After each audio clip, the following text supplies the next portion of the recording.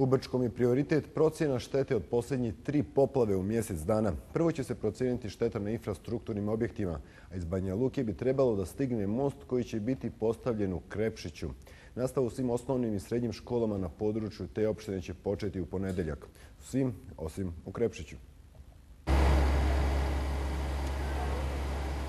Stanje u distriktu konačno je stabilno. Nastava u srednjim i osnovnim školama, osim u Krepšiću, počinje u ponedeljak. Nadoknade časova neće biti.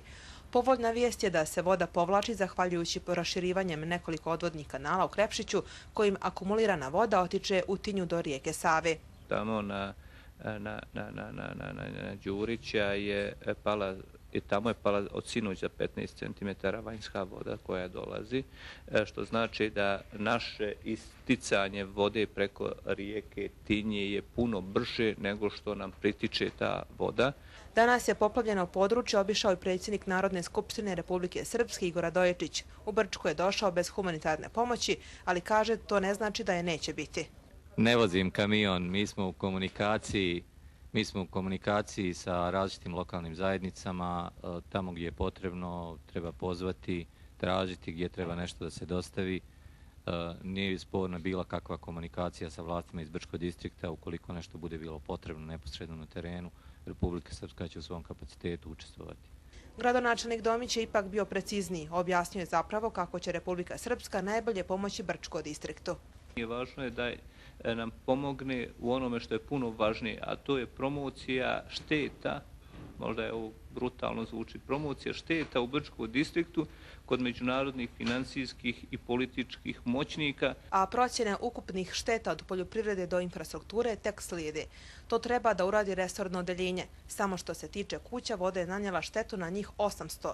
Od toga od 330 sa područja Krepšića i Vučilovca više nije za stanovanje, kao ni 50 kuća uništenim zbog klizišta.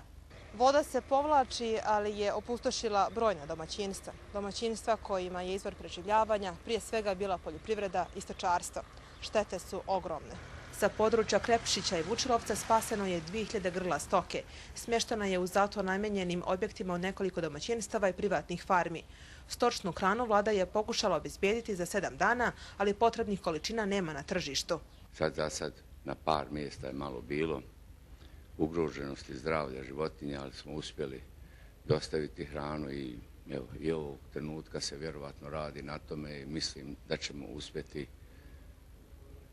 da redovno i snadbijevamo hranom za životinje ukoliko ne bude nekih većih poremećaja na tržištu. Stanovništvo ugroženih područja je zabrinuto. Šta dalje, pitaju se. Ostalo je 800 pilića, to je sve uginulo. Propalo mi je 1-2 tone hrane, koncentrovane prave hrane i sad se postavlja pitanje kako ću ja sada kad izvuče se voda da učem i kravu i 20 svinja, šta onda? Od države ne znam da ćemo imati, u nju smo uprali oči, ali smo upirali i u onu pa na kraju ništa. Uginule životinje već su sklonjene i odvezene u Srbiju na uništavanje. Međutim, nadležne inspekcije i dalje obilaze poplavljeni teren.